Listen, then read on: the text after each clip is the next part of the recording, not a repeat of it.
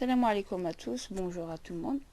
Alors je reviens aujourd'hui encore en audio pour une réflexion maintenant par rapport à l'affaire Tariq Ramadan et les manifestations de musulmans en soutien pour l'innocence de Tariq Ramadan sur les esplanades devant, je crois, le tribunal qui était censé juger de la comment dire de l'affaire. Donc moi j'ai plusieurs questionnements à mettre sur la table par rapport aux musulmans et comment on essaye de moutonner un maximum la population musulmane. Donc on peut avoir des avis divergents sur la personne, mais ce que je n'accepte pas, c'est qu'on incrimine ceux qui ne soutiendraient pas sa cause, notamment avec Nabil Enasri, qui avait démonté le pourquoi du comment. Et moi, je voudrais faire pousser la réflexion bien plus loin pour expliquer pourquoi nous en arrivons aujourd'hui à un stade tel qu'il est aujourd'hui par rapport à la communauté musulmane, mais aussi voir s'il y a aussi de l'introspection et de l'esprit critique chez les musulmans. Donc en fait, moi ce que je me dis, c'est que Nabil Enasri nous a fait toute une vidéo pour finalement prouver l'innocence de Tariq Ramadan et dire qu'au nom de la présomption d'innocence, il devait être libéré, mais en faisant aussi en sorte que les les accusatrices, les prétendues victimes, soient aussi discréditées. Donc, le problème qui se pose, c'est de se poser la question suivante. Est-ce que il est normal pour un musulman, d'accord, un musulman, de se porter caution et garant d'un homme que l'on connaît sous un aspect public mais qu'on ne connaît pas sous un aspect privé, pour faire la pression sur un tribunal qui a décidé de le mettre par précaution aussi en le gardant en prison le temps qu'il y ait un dénouement de l'affaire.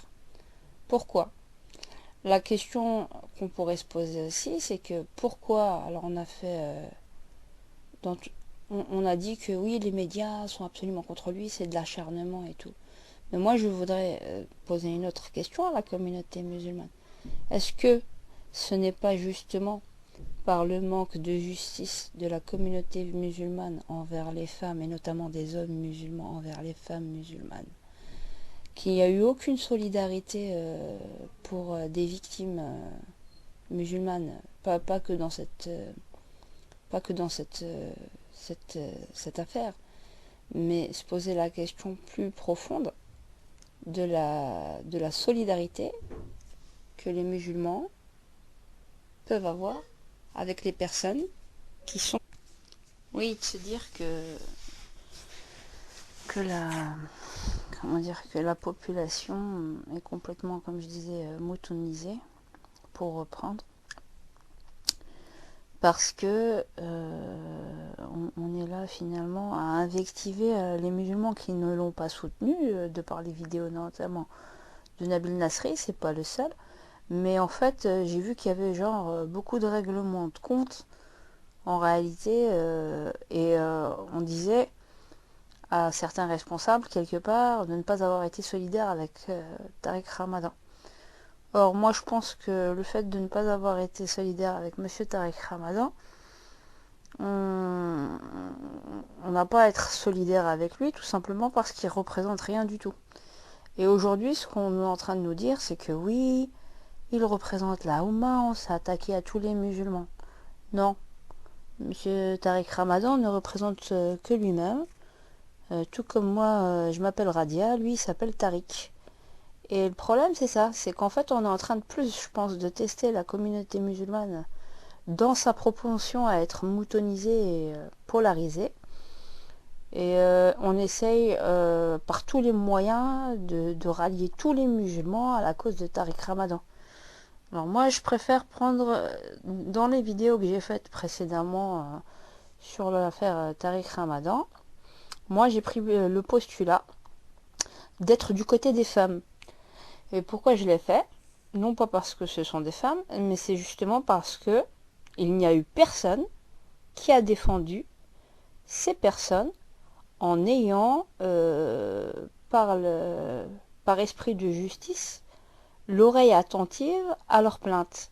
On a préféré, entre guillemets, prophétiser Tariq Ramadan dans des prêches où on le soutient, mais insidieusement, on insulte toutes ces femmes qui auraient pu être ses victimes, avec qui, voilà. Donc, on ne sait pas en fait ce qu'il y a, mais il y a un truc, en tout cas, il y a quelque chose qui est sûr. C'est que quoi qu'il arrive, ce monsieur n'est pas digne de confiance. Quoi qu'il arrive, ce monsieur a fortement eu des aventures. Donc, ça reste un être humain.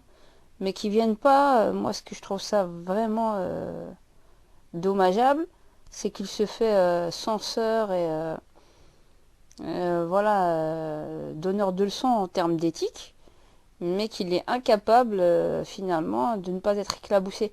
D'autres n'ont pas été éclaboussés, d'autres qui sont aussi populaires n'ont jamais été éclaboussés par cela.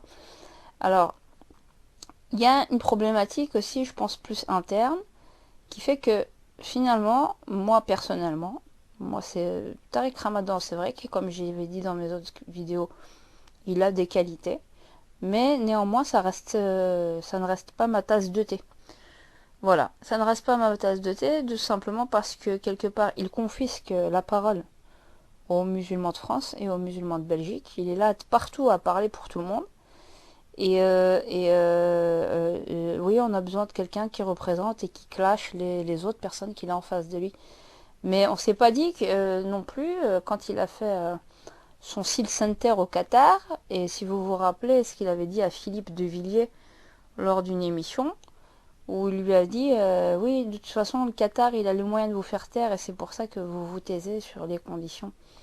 Et genre, lui, avec son Seal Center qui est installé au Qatar, il va leur donner des leçons de moralité et d'éthique, alors qu'il y a des Qataris et il y a plein de gens saoudiens et tout qui ont plein d'argent et qui vont dans les campagnes égyptiennes reculées pour prendre des filles de 9 ans pour se marier et faire du mariage temporaire. Voilà le degré d'éthique que nous avons. Et je pense pas l'avoir entendu parler sur ces genres de questions. Surtout si monsieur comment dire, l'ambition de laisser son centre perdurer. Donc finalement, faut être cohérent et droit dans ses bottes jusqu'au bout. Et moi personnellement, sincèrement, moi il me gonfle. Parce qu'il y a des gens, il y a des musulmans et des gens très compétents en France et en Belgique, des natifs, c'est pas que ce soit du racisme, rien à voir, mais je vois pas pourquoi on n'aurait pas besoin et donnerait pas la parole sur les chaînes et la grande antenne à des natifs de France, à des natifs de Belgique. Tout le monde parle pour nous, quoi. Ils viennent des trois quarts de la terre entière et tout le monde parle pour nous. Donc finalement, moi ce monsieur il représente rien. C'est un penseur, point. Ça s'arrête là. Et alors si on est capable de se mobiliser, puis de faire des collectes d'argent pour un monsieur pour essayer de lui dire son innocence, au nom de la Oumma, parce qu'on doit être solidaire avec la communauté, je demanderai aux musulmans d'être droits dans leurs bottes jusqu'au bout et de continuer donc de manifester devant le tribunal pour clamer l'innocence de tous ces musulmans qui sont en prison, d'accord, qui n'ont pas le droit à des soins de santé ou à aller se soigner chez le dentiste parce que comme ils étaient un peu je m'en foutistes avant, voilà, on les liquide. Ceux-là, il n'y a personne qui va réclamer, qui va faire un gros bordel et un gros tapage devant le tribunal, hein, au nom de la Oumma, là. Il n'y a pas de Oumma. La Oumma, c'est rien d'autre que la citoyenneté. Tout le reste, c'est, on nous prend pour Kbesh, pas ça. Mais ça, faut bien étudier aussi.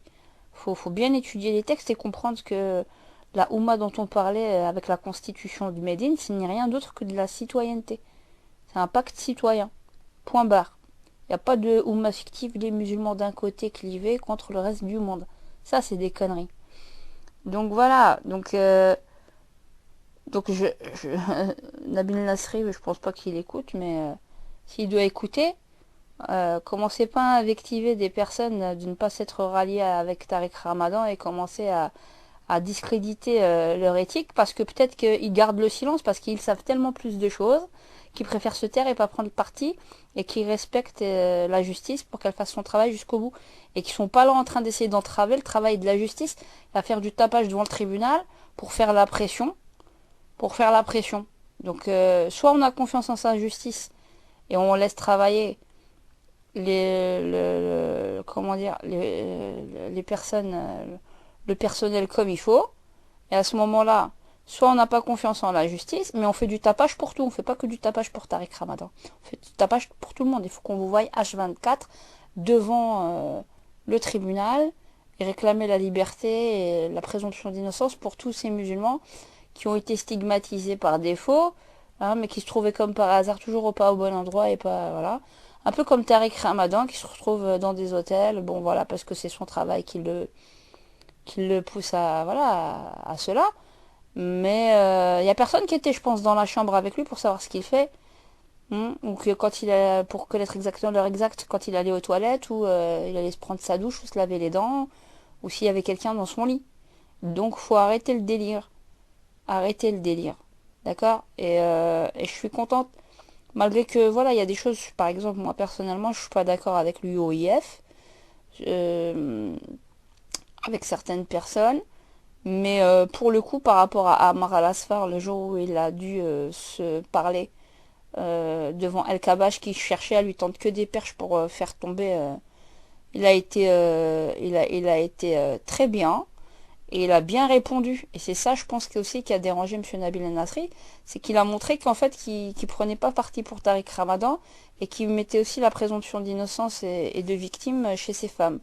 Et rien que pour ça, il a du mérite. Amar Lasfar, il a du mérite, il a eu la tête sur les épaules, malgré que j'en suis pas fan. Voilà.